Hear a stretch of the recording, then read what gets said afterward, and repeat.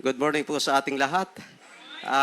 Kumusta po ang ating mga online worshiper? Huwag po kayong aalis. Mahalaga po ang ating pag-aaralan sa umagang ito. Tayo po ay umuko at manalangin. Dakilang Diyos na makapangyarihan sa lahat. Maraming salamat po muli sa pagkakataong ito na muli kami ay makapagbulay-bulay ng iyong salita, Panginoon. Alisin niyo po sa puso ng bawat isa ang anong mga hadlang upang hindi po namin maunawaan ang pagkilos ng kapangyarihan ng iyong salita sa aming buhay. Lord, i-guide niyo po kami. Ang banal na Espiritu ang manguna, magpaliwanag sa mga pag-aaral na to. Gabayan niyo po ang iyong lingkod, sapagkat ako, Panginoon, ay umaasa lamang sa iyong kapangyarihan. Wala pa akong karunungan, kundi ito ay nanggagaling sa inyo. Kayo po ang patuloy na gumabay hanggang sa matapos ang pag-aaral na to. Gayon din, Panginoon, tinataas ko po ang pakikinig ng bawat isa. Naway mag-participate po sila hanggang sa matapos ang pagbubulay-bulay ng iyong salita. Ingatan mo po ang lahat, maging yung mga apektado ng bagyo, Panginoon. Patuloy niyo na silang ibangon at muli maranasan nila ang iyong pagpapala. Ito ang aming dalangin sa pangalan ni Jesus. Amen. Sige, magandang umaga pong muli sa inyong lahat. Ang konteksto ng Mateo 24 ay ang pribadong pag-uusap ni Jesus at ng kanyang disipulo. Ito po yung mababasa natin sa Mateo 24 verse 3. Pakipindot po. 24 verse 3, di ko ba nailagay dyan? So, sinabi ni Jesus sa kanyang mga alagad, ang tungkol sa huling panahon na manatiling magbantay at maging handa. So, tanong mga kapatid, paano tayo maghahanda? Pagka yung may bagyo, yung mga bahay sa probinsya, tinatalian natin para hindi ilipad yung ating bubong. So, ano ang gagawin natin sa panahong ito na tayo ay kailangan maghanda? Ayusin ang sarili nating mga gawain o tumitig sa langit at maghintay? Bagamat hindi natin tiyak ang detalye tungkol sa katapusan ng panahon, ano ang ating pagtugon dito?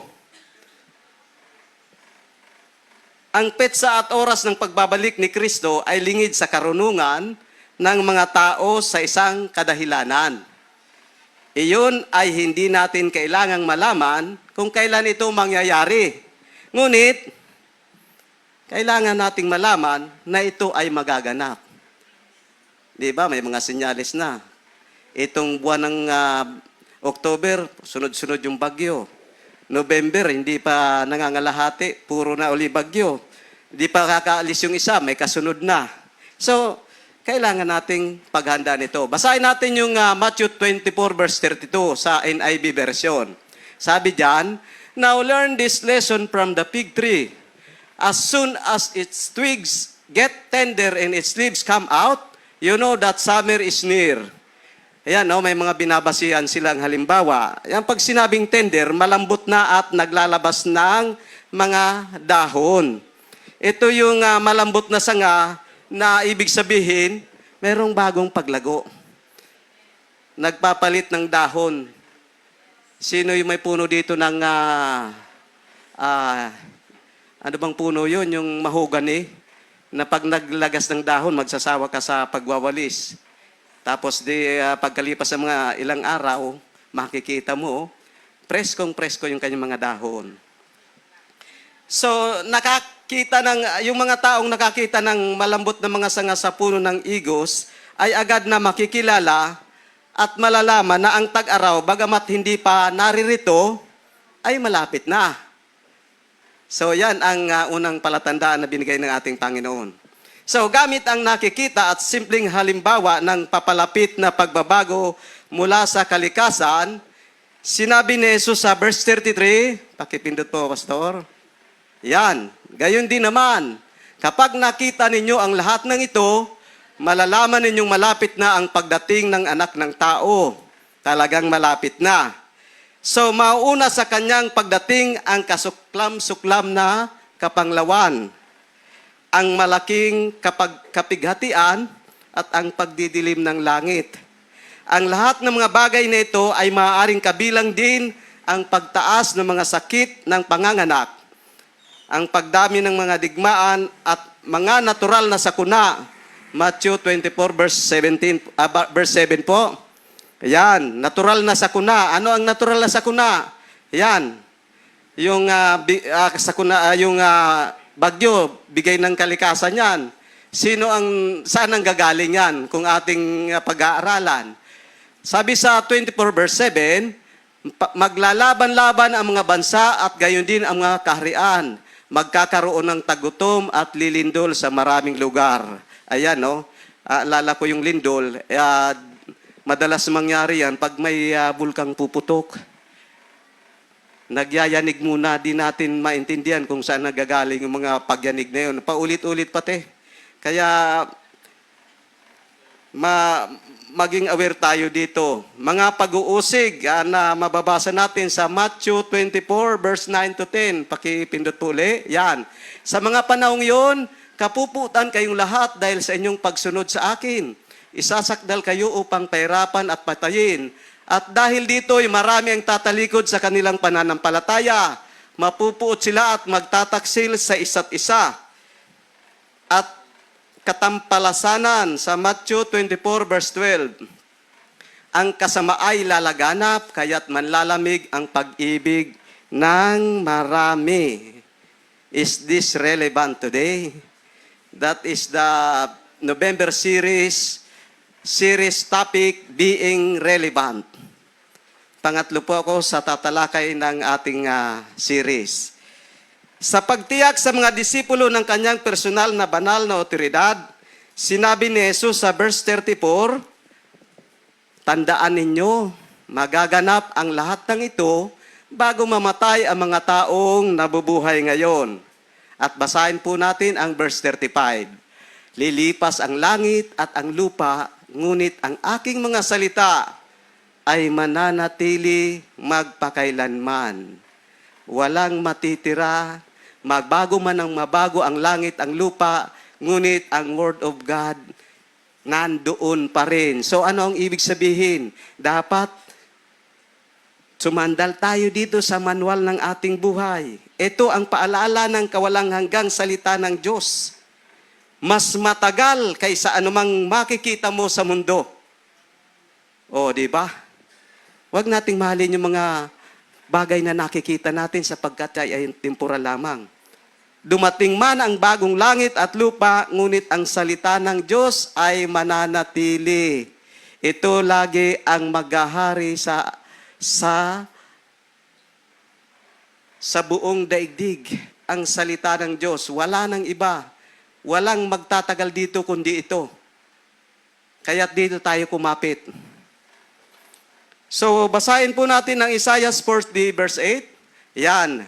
Sabi diyan, oo, ang damoy nalalanta at kumukupas ang mga bulaklak, ngunit ang salita ng ating Diyos ay mananatili magpakailanman. Isaiah 55 verse 11, gayon din naman ang mga salita na lumalabas sa aking bibig. Ang mga ito'y hindi babalik sa akin na walang katuturan. Tutuparin nito ang aking mga balak at gagawin nito ang aking ninanais. Sino po nagsasalita? Di po ba ang ating Diyos? Yung kanya mga sinasabi, magkatotoo at magkatotoo at hindi babalik sa kanya ng walang kabuluhan. So, may idea na kung saan tayo kakapit. Subalit, it does not mean na maaari nating malaman ng maaga kung kailan babalik ang anak ng tao pagkatapos ng mga tandang ito. Ang ama lamang ang nakakaalam. Basahin po natin ang verse 36. Yan. Ngunit walang nakakaalam ng araw at oras ng pagsapit nyon, kahit ang mga anghel sa langit o maging ang anak man. Ang ama lamang ang nakakaalam nito. So, ano po ba ang pagkakaiba? Sa tao'y nagsisikain, nagiinuman, at nagsisipag-asawa hanggang sa pumasok si Noe sa barko. Sa verse 39, hindi nila namamalayan ang nangyayari hanggat sa dumating ang baha at tinangay silang lahat. Gayon din ang mangyayari sa pagdating ng anak ng tao. So, salita ng Diyos at hindi handa sa pagbabalik ni Kristo. Is this relevant today? Nangyayari ba ito ngayon? Amen. Yun bang mga tao sa panahon ni Noe nakikinig? Hindi. That's a big no. Possible, di ba? Walang pinagkaiba sa mga tao ngayon na sa kabila ng maraming babala, patuloy pa rin sa makamundong gawain. Tinuturuan ng Biblia, dito ka dumaan sa kalyeng makipot, pero gusto doon sa maluwag. Ayaw matraffic. Di nila alam pagka ikaw ay sumunod sa traffic, at the end, maganda ang benefits. Pagka ikaw doon sa daang maluwag na hindi ka naka-align dito sa Word of God, bahala na ang Diyos sa'yo. So, we are created by God to glorify Him. Bakit nawawala sa picture ang Panginoon? Abala sa mga kanilang buhay, wala ngang nabanggit doon na Bible study. So, hinaharangin nila ang katotohanan kung ano ang mangyayari tulad ng ginagawa ng napakaraming tao ngayon. Ngunit sila, tulad ng mga tao ngayon, ay may maraming babala. Look at this. Noon, ginunaw ang mundo sa pamamagitan ng baha. Sa second coming, ang sinasabi sa 2 Peter 3:7, paki-slide po. Yan. Sa pamamagitan din ng salitang yon ay nananatili ang mga langit at ang lupa upang tupukin sa apoy pagdating ng araw ng paghuhukom at pagpaparusa sa masasama. So ingat po tayo. Yun lang sinag ng araw. Napakalayo na sa ating distansya pero napakainit. Ano pa kaya kung paulanan na tayo ng apoy? Di sobrang init nun. So, in preparation for the second coming of the Lord, ang pag-uusapan natin sa umagang ito ay keep watch and be ready. Yan po ang ating text, Mateo 24:32 verse 44. Unang puntos, sa ating paghahanda, kailangan mo ay live each day in obedience to the Word of God. Yan. Basahin po natin ang pangalawang hari, chapter 18, verse 6 to 7. Ayan, no, sabi diyan, sa 6, nananatili siyang tapat kay Yahweh at naging masunurin sa kautosang ibinigay ni Yahweh kay Moises. Sa 7, kaya't pinatnubayan siya ni Yahweh at nagtatagumpay siya sa kanyang mga gawain. Naghimagsik siya sa mga hari ng Assyria at tumangging pasakop dito. Ito namang sunod pong slide, Roma 6, verse 17. Ngunit salamat sa Diyos, kayong dating mga alipin ng kasalanan ay taos-pusong sumunod sa aral na ibinigay sa inyo. Yan, may pagbabago na. Alipin ng kasalanan, but then kumilala sa Panginoon. Sa Ezra 7, verse 10 to 10, verse 10, ito yung buong sikap na pinag-aralan ni Ezra ang kautosan ni Yahweh upang maisagawa niya ito at upang maituro niya sa bayang Israel ang mga batas at tuntunin nito. Ito yung special na pabor na binigay kay Ezra. Sa Genesis 6 verse 22, ayan, at ginawa nga ni Noe ang lahat ng iniutos sa kanya ng Diyos. Yan, dyan si Noe, naging kalugod-lugod sa Diyos, masunurin siya. So, ano po ba itong mga utos ng Diyos? Ito po ay hindi mabigat na obligasyon, kundi mga landas tungo sa masaya, makabuluhan at kasiyasiyang buhay. At ang pagsunod sa kanila ay ang tanging paraan upang manatili sa pakikisama sa Diyos. Ang tawag ng Diyos para sa inyong pagsunod ay batay sa kanyang sariling pangako sa iyong kapakanan. Dahil ang Diyos ang lumikha ng buhay, alam niya kung paano gumagana ang buhay. Ang pagsunod ay nagpapakita ng iyong kahandaang sundin kung ano ang sinasabi niya na pinakamabuti. Ang iyong pagtitiwala na ang paraan ng Diyos ay gagana sa iyo at ang iyong pagnanais na magkaroon ng malapit na kaugnayan sa Kanya. So pagka may pagsunod, may pangako ang Diyos. Basahin po natin sa awit, chapter 1, verse 2 and 3. Ayan, sa halip kasiyahan niyang sumunod sa kautosan ni Yahweh, binubulay-bulay niya ito sa araw at gabi. Katulad niya yung punong kahoy sa tabi ng isang batisan, laging sariwa ang dahon at namumunga sa takdang panahon. Ano man ang kanyang gawin, siya'y nagtatagumpay. O, kita nyo? Pag ikaw masunurin, victorious ka. Sige po, next slide, James 1:25.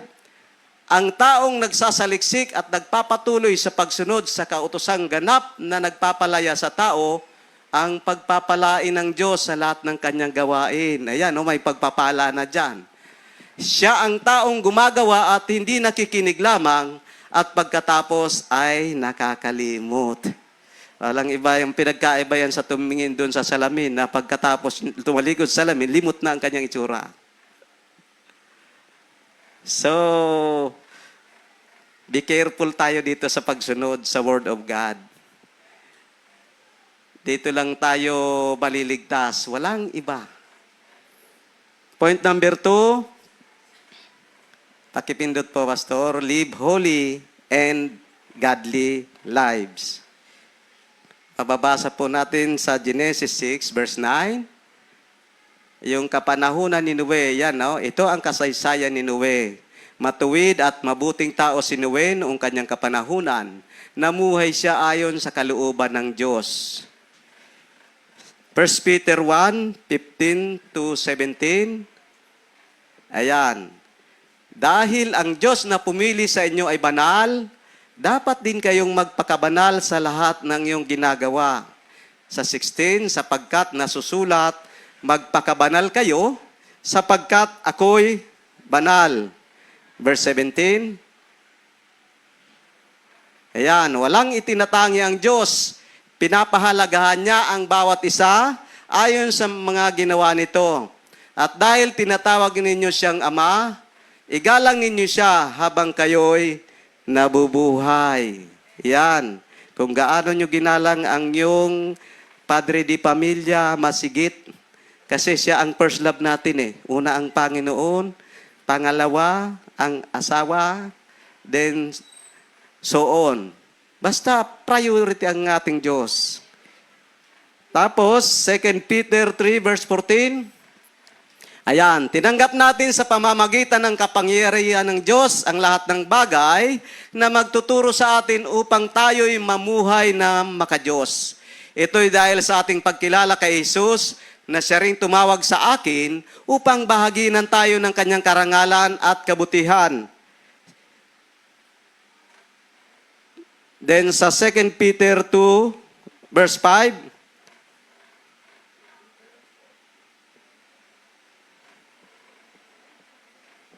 wala yung tagapindot.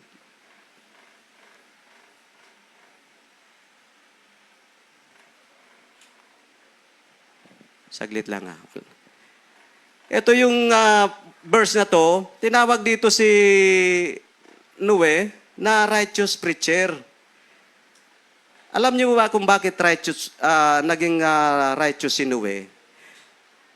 That time na hindi pa nire-reveal ng Panginoon ang paggunaw ng mundo, nangangaral na siya ng salita ng Diyos. Doon sa kanilang buong komunidad, pinapangaral na niya na ang tungkol sa salita ng Diyos. Sabi dito sa 2 Peter 2 verse 5, if he that, NIV version, if he did not spare the ancient world when he brought the flood on its ungodly people, but protected Noah, a preacher of righteousness, and 7 others. So, naging righteous preacher si Noe nung kanyang kapanahunan. Pero, nagumpisa siya, hindi pa siya kinakausap ng Diyos about sa pagunaw ng mundo. Ginawa niya yung parte niya habang siya ay nabubuhay. Walang nag-utos sa kanya dahil sumusunod siya sa kalooban ng Diyos. Hindi niya ito sinarili, ipinapamahagi niya. Subalit sa buong komunidad na yon, wala man lang nakikinig sa kanya. Then, nung nireveal na ng Diyos na gugunawin niya na ang mundo dahil nga puro kasalanan ang ginagawa ng tao, imagine na malaking arka ang kanyang ginawa. Pero habang ginagawa niya yung arka, pinapaliwanag niya sa mga nakakasalamuha niya yung mangyayari patungkol sa pagunaw ng mundo at saka yung pagdating ng baha dahil sinabi na sa kanya ng Panginoon. But then again, yung mga tao hindi naniwala sa kanya. Alam niyo naman ang ating Panginoon, all-knowing. Nalaman niya na ang mga tao sa kapaligiran ni Noe ay hindi na nagbabago. Hindi na magbabago. Sino lang ang nakaligtas? Si Noe at saka 7 iba pa. Sino ang 7 yon? Oh, yan, tama. Yung 3 anak, yung kanilang asawa, 6, yung kanyang asawa ni Noe, yan, 7. Kaya Noe at 7 ang iba pa. So, ano ba ang naging kasalanan ng tao during that time? Kasi nakikita ng dumating yung baha, nagiinuman, nagkakainan, nagpapakasal, nag-aasawa. So, hindi naman kasalanan yung paggawa ng ganun eh. Sa aking pag-aaral, nakita ko, ang kasalanan ng mga tao noon, yung pagtalikod nila sa salita ng Diyos. So, nalaman ng Diyos na wala nang pagbabago yung mga tao. Ayan, nagbigay na ng babala pero hindi pa rin. So, ginuno ang mundo sa pamamagitan ng baha. Hindi sila handa. Ayaw nilang pakinggan si Noe. Katulad sa katawan ng tao, pag na-diagnose ka na may sakit itong braso mo, hindi na kayang pagalingin. Ano ang rekomendasyon ng doktor, di ba putulin? Ganyan, naalisin ang parte na may masama na hindi nagagaling kasi makakahawa pa yon.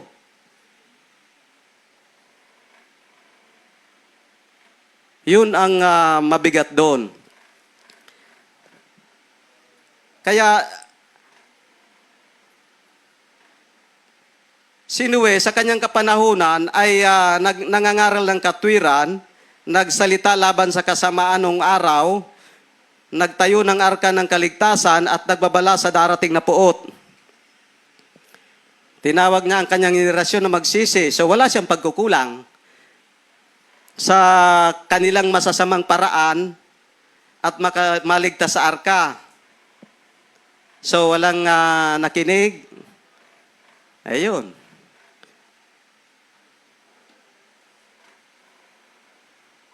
Sa kanilang pagtalikod sa salita ng Diyos,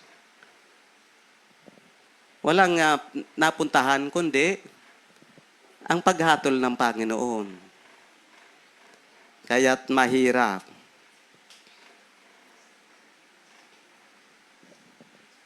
Sige po, number 3 points. Ayan, be watchful and be prepared. Ayon sa sinasabi sa Matthew 24 verse 42, kaya't maging handa kayo dahil hindi ninyo alam kung kailan darating ang inyong Panginoon. Sa verse 44, kaya't lagi kayong maging handa sapagkat darating ang anak ng tao sa oras na hindi nyo nalalaman. Ayan. Alam niyo itong verse ito ang napaka-importanting command sa atin. Sabi ng maging handa, patuloy na gawin ang itinuro ni Jesus sa Ebanghelyo. Pero bago tayo dumating sa punto na yon, basahin muna natin ang verse 40 at 41. Ayan. Sa panahong yun, may 2 lalaking nagtatrabaho sa bukid, kukunin ang isa at iiwan ang ikalawa. Sa 41, may 2 babaeng nagtatrabaho sa gilingan, kukunin ang isa at iiwan ang ikalawa. Ngayon, sino-sino ang mga kinuhang yon? Sino? Believer ba yun o hindi?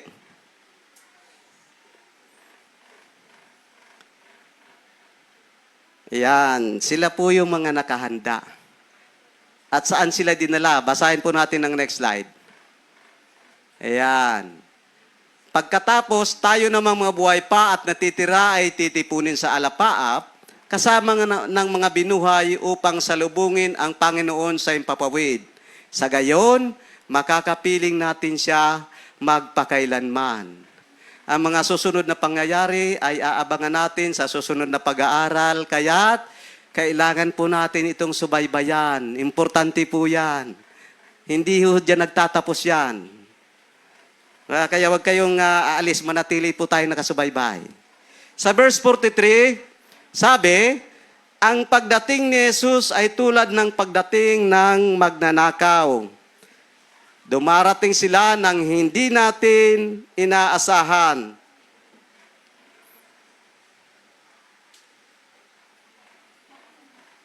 Tapos, basahin ang verse 44. Nabasa na natin kanina na dapat maging handa. Ang paraan kung paano tayong mananatiling handa para sa pagbabalik ng tao ay ang pamumuhay araw-araw sa paraang hindi tayo mahihiya sa kanyang pagdating. Di ba? Kasi pag hindi ka nakahanda, do you think may mukha kang iharap? Subukin mo, umalis ang tatay mo, may pinagbilin sa yung gawin mo. Hindi mo ginawa. Pag uwi niya, di ka nakahandang warap sa kanya, magtatago ka. Nasaan ka?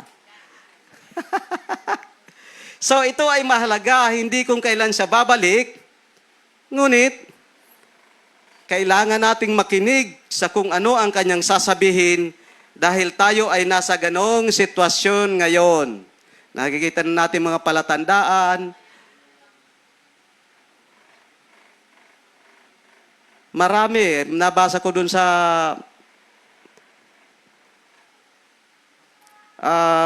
dito sa Biblia sa Book of Peter Hindi pa raw ginagawa ng Panginoon ang kanyang paghahatol kasi binibigyan pa tayo ng pagkakataong magsisi.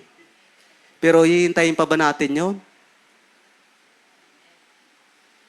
Ito ay magiging katulad ng mga araw ni Noe, sabi ni Jesus.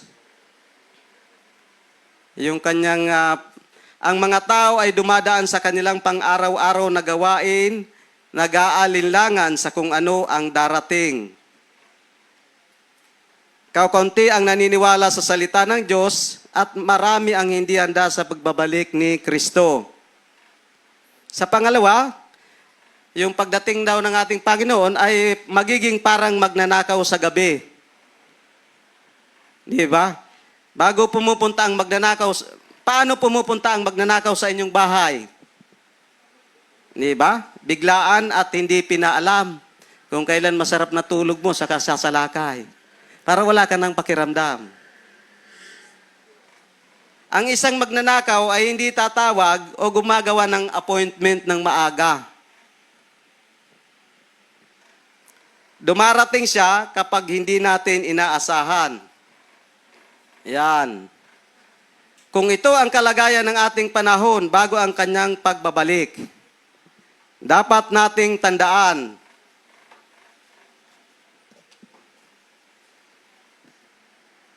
hindi namin nais na mahuli na hindi handa. Pangalawa, pansinin ang dalawang pangunahing utos dito, manatiling magbantay sa verse 42 at maging handa sa verse 44. Nais ni Jesus na manatiling nakatuon tayo sa katotohanan ito. Malapit na siyang bumalik. Ang kailangan nating tandaan ay hindi tungkol sa oras ng kanyang pagbabalik, kundi sa kalagayan ng ating puso. Handa ka na bang tanggapin ang ating Panginoon? Handa na ba tayo?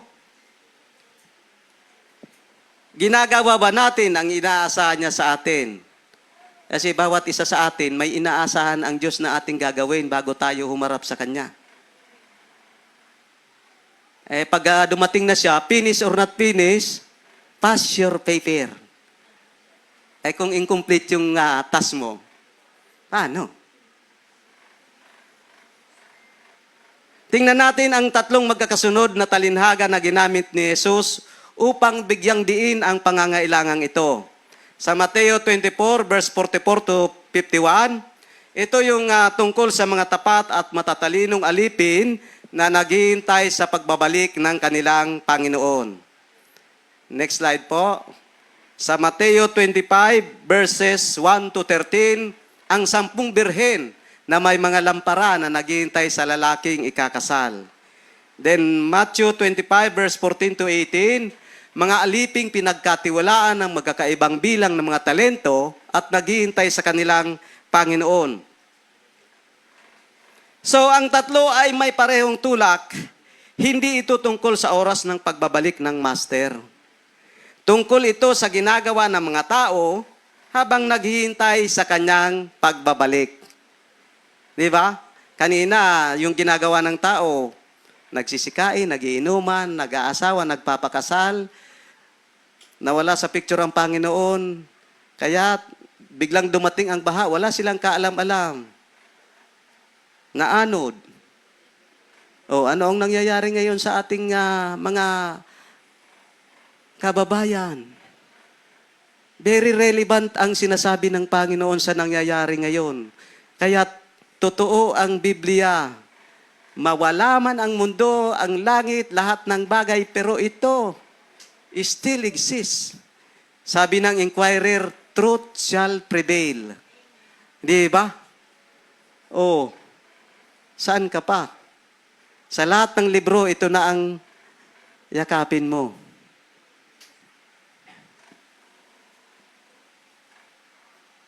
Sabi dito, sa mapalad kapag nadat ng tapat na naglilingkod, yung Matthew 24 verse 44 to 51, mapalad kang nadat ng tapat na naglilingkod. Sasabihin sa'yo ng Panginoon, good and faithful servant. May titulo kaya tayong ganon? Kung kulang pa, pagsikapan natin ang paglilingkod sa ating Panginoon. At saka, maganda rito, yung direksyon ng ating church, each one, bring one. Nag-glorify mo na yung Panginoon, may nakuha ka pang panibagong kaluluwa na makakilala sa Kanya. Doon naman sa 10 birhen, ang mga birhen na naghihintay sa lalaking kakasal ay dapat na naghahanda ng sapat na langis para sa lampara. Yan ang trabahong inaasahan sa kanila.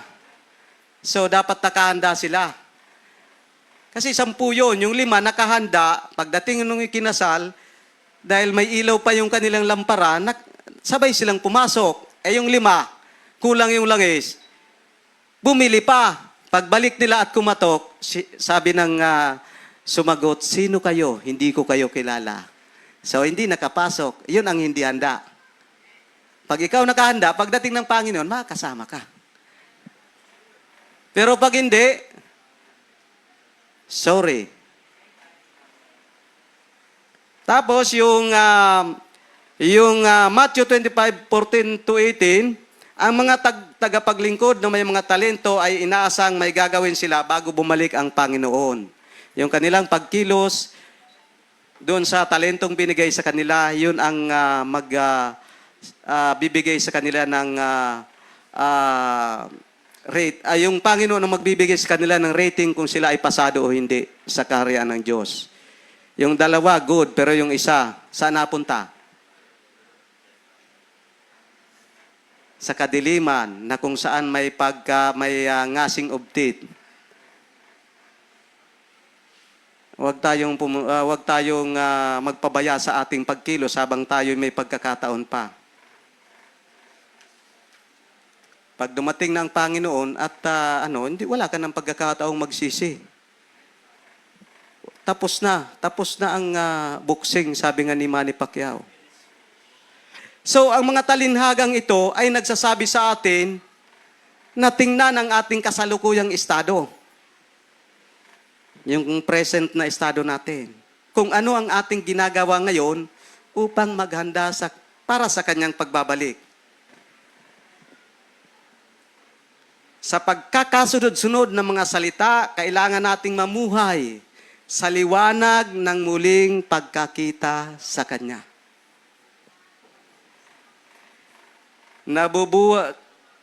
Kailangan nating ipaalala sa ating sarili na tayo ay mananagot sa Kanya sa lahat ng ating ginagawa. Nabubuhay tayo para sa ngayon dahil iyon ang nakikita natin. Nakakalimutan natin ang tungkol sa kawalang hanggan dahil ito ay malabo at hindi natin nakikita. Huwag niyong kalimutan. Kahit hindi natin nakikita, kung yung hangin hindi natin nakikita, naniniwala tayong may hangin. So maniwala tayo doon sa pangako ng Panginoon. Hindi mo pa nakikita ito ngayon, pero during that time na maharap ka sa Kanya, may titulo ka, good and faithful servant. Pasok ka rito. Kung ihagis ka, baka mabalian ka pa. At bilang mga Kristiyano, dapat tayong tumingin ng higit pa. Huwag lang yung kapatiran natin nakita natin, abutin natin yung mga hindi pa nakakakilala sa ating Panginoon. Dahil nakapanghihinayang. Pagdating ng Panginoon, tayo ay nasa mabuting kalagayan, sila hindi. Ang mundong ito ay hindi natin tahanan. Meron tayong many mansion na inila ng Panginoon sa atin. Hindi gawa ng tao yon. Kaya kung anumang kaganda ng bahay na nakita mo sa lupa, dito sa lupa, sa mundo, higit na maganda ang bahay na titira natin doon sa kaharian ng langit. Basahin natin ang Genesis 6, verse 22. At ginawa nga ni Noe ang lahat ng iniutos sa kanya ng Diyos. Anong ibig sabihin? Sa ating pagkatawag, tayo ay tinawag upang maging tapat sa paggawa ng kung ano ang tinawag ng Diyos na gawin natin. Natalakay natin kanina yung obedience. In obedience, live each day in obedience to the Word of God. Live holy and godly lives. So, dapat tayong maging masunurin sa Panginoon. Lalo na tayong mga Kristiyano, maraming mata ang nakakita sa atin. Maging modelo tayo sa iba. So, mga kapatid,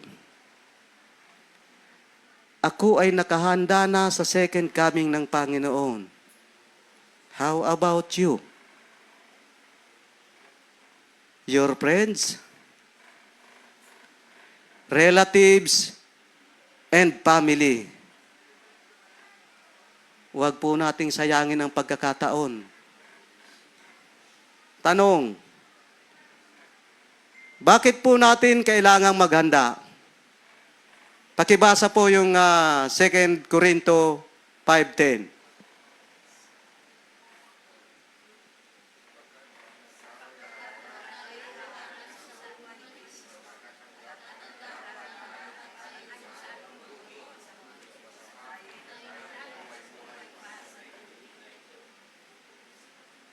Yan.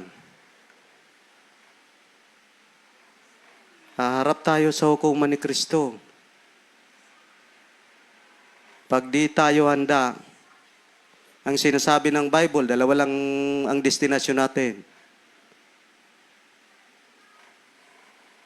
At sinasabi ng Bible na mawala man ang langit at lupa, mananatili ito. Kaya yung patutunguhan natin, yun pa rin yun. Kahit sino pang henerasyon ang maiwan dito sa mundong ito. But still, the Bible exists. Hindi ito kukupas. So, conclusion po. Yan, para maging handa sa pagdating ni Jesus, una, dapat siya ang inyong Panginoon. Pangalawa, dapat kayo ay maging lingkod niya. At pangatlo, dapat kayong mabuhay sa pag-asa sa kanyang pagbabalik. So, first point natin, una, live each day in obedience to God's Word. Pangalawa, live holy and godly lives. Pangatlo, be watchful and be prepared. Yan po ang ating pag-aaral ng Word of God sa umagang ito. Tayo po ay umuko at manalangin. Dakilang Diyos na makapangyarihan sa lahat, maraming salamat po sa iyong mga salita, Panginoon, na patuloy naming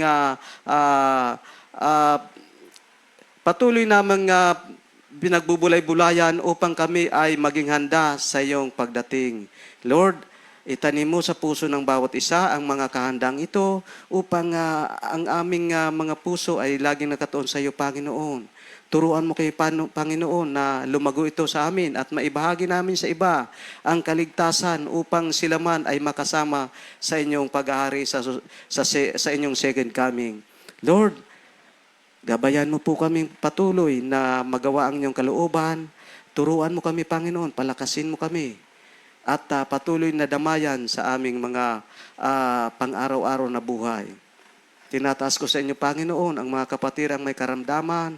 Ihanda niyo po sila, Panginoon, na gumaling ang kanilang mga nararamdaman.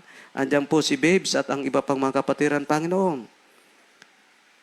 Pakilusin mo ang healing power ng iyong kapangyarihan, Panginoon, upang ma-restore ang kanilang mga kalusugan. Ganon din po, Panginoon, tinataas ko sa inyo ang mga biktima ng mga nakalipas na sakuna, bagyo. Patuloy mo silang tulungan, Panginoon, upang muling makabangon. At naway lumukob sa kanila, Panginoon, ang iyong banal na espiritu upang magbago ang kanilang pananaw sa mundong ito. Lord, ang inyong mga salita ang patuloy na gumana sa puso ng bawat isa upang mawala man kami sa mundong ito, Panginoon, ay natapos na namin ang gawain upang kami ay may ituturing mong good and faithful servant. Lord, sa pagtatapos ng aking panalangin, patuloy mong gabayan ang bawat isa at naway tulungan mo kami, Panginoon, na maipaabot namin ang mga munting handog sa mga nasalanta ng bagyo. Ito ang aming dalangin sa pangalan ni Jesus. Amen.